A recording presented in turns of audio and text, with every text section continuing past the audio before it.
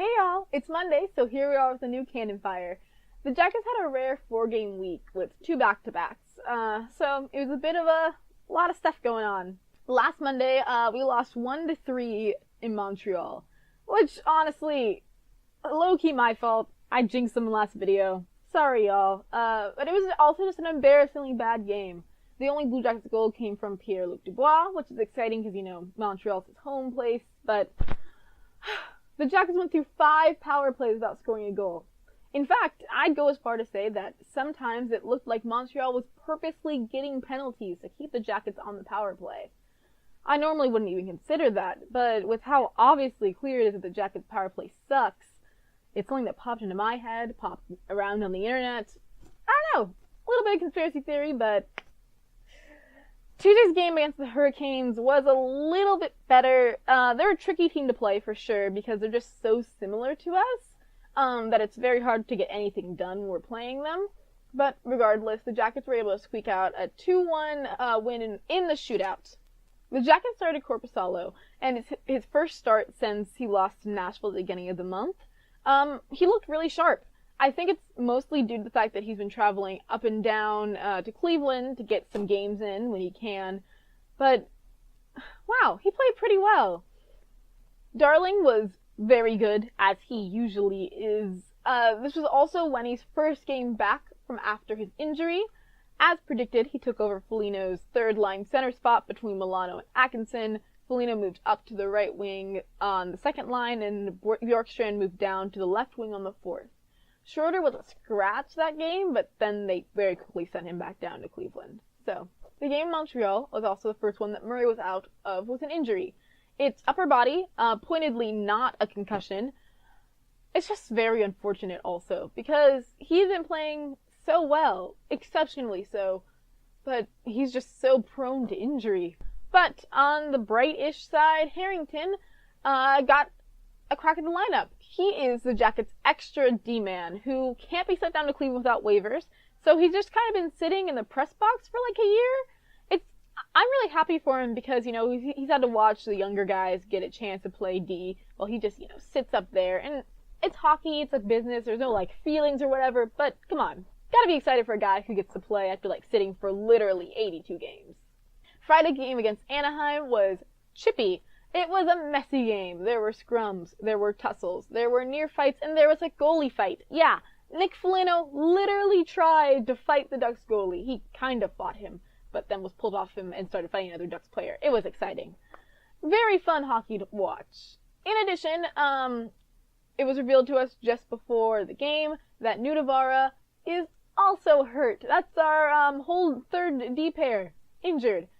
However, Nudavara's injury is also upper body, but it's day-to-day rather than Ryan Murray's, which is week-to-week. Carlson was called up from Cleveland, and he's been paired with Harrington, and that's our third pair now. Korpisalo played again, and he looked fantastic. I'm a big Corpy fan in general, so I'm sure I'm a little biased, but it was very exciting to see him playing with such confidence and to watch how much the boys trusted him on the ice. However, our last game of the week, man, it was just too little, too late. It was Calvy's first game back in the lineup. Mott was a scratch. So I was excited at first, but we lost 4-3 to the Capitals. It's a Metro thing. We need to, win Metro games. The Caps were able to score 2 quick goals in the first, literally a minute and a half between them, and the Jackets just couldn't get it together after that. We did, however, get to see the first Matty Hustle Shorty goal of the year, which was super exciting, but they also gave away a goal because they let Alex Ovechkin get the puck on the power play. Come on.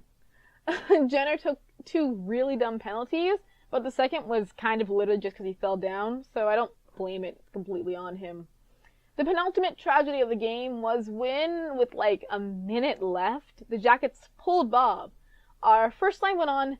Luke had the puck. It went between Holtby's legs, and it stopped. Literally landed. No bounce. About an inch from the goal line. The Jackets thought it went in. I thought it went in. But, alas, a Capital was able to scoop it out.